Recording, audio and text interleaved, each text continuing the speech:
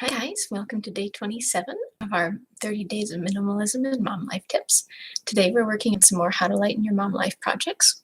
We're going to look at your out of the house extracurriculars that you are doing as a grown up. So not the things that you're doing for your kids, not your virtual ones that you do, you and your husband do, that sort of a thing.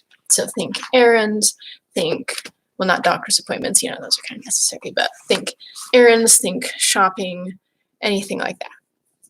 So, first of all, what is bugging you about your current schedule of out of the house runs? Do you feel like you're needing to go out several times a week on important business and that's too much? Or is your current setup like a marathon day and it is just overwhelming and you so dread the stock up day? You like it every other day of the week because you don't have to go out, or maybe multiple weeks, but you just hate the day that you run to Costco and the post office and, the FedEx or UPS store and the library return and the store drop off. You have so much stacked on there that you really, really wish you could avoid or outsource that day. So what's the actual problem for you? Even if it's nothing more than, okay, every Saturday we have to run out. There's always something that comes up. We have to go to Lowe's. We have to go to Home Depot. We have to go to Walmart. We forgot something at Target. There's a store return. Something didn't fit the kids. Every time something comes up. And you know what? I wish I could just have a Saturday morning at home one time. Whatever it is no problem. It is your feelings, and those are valid. So let's identify what's not working for you, what you wish would happen. Now, what is your actual ideal? Are you fine with a giant stock up round, but this one is too long, it's too much to handle, especially with all your kids?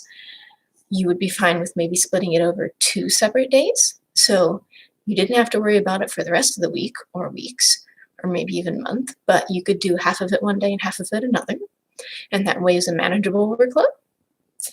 Are you just thinking, if every month one of the Saturdays could be just a straight at home, do nothing day, I would be happy? Great, let's factor that in. Are you saying, period, I don't want to have to go out on Saturdays ever? I would rather do that one thing that always crops up Thursday night or something like that, or Monday? Find out what would make it good for you. Would you rather be batching all of your errands into one Saturday and one Saturday a month? You hit all of those random stores. And until then you say, you know what, we're going to do without it. We're going to wait for it. We're going to borrow something. We're going to make do.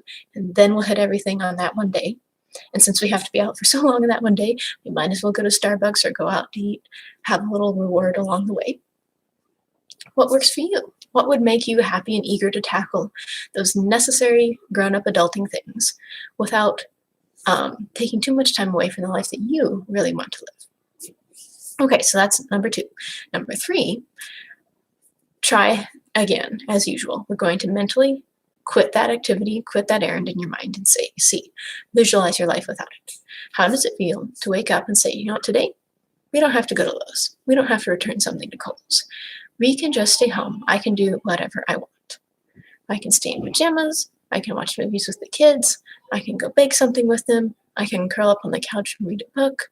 I can work on my hobby. I can do whatever I want, when I want. There's no hustling everyone out of the house, hustling for babysitting or seeing if your husband is available or just seeing how to occupy the kids while he's gone.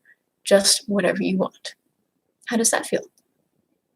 How does it feel if you visualize yourself going out on that marathon errand day and saying, okay, I got through half the stores on the list. Now I'm going to stop.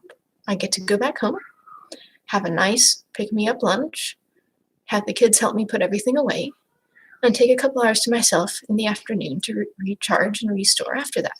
Tomorrow, I will go out and I will finish it again. And those are my tasks for the day. Not the day that you do the deep cleaning, the day that you have a crock pot meal, something really easy around the house to do as your chore, like dusting, or just wiping down a bathroom mirror or something. And that is the main thing you do that day, is you hit those several stores. But it did not take you all day. It did not take you 6 hours.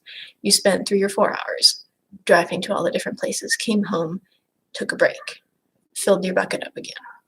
How would that feel?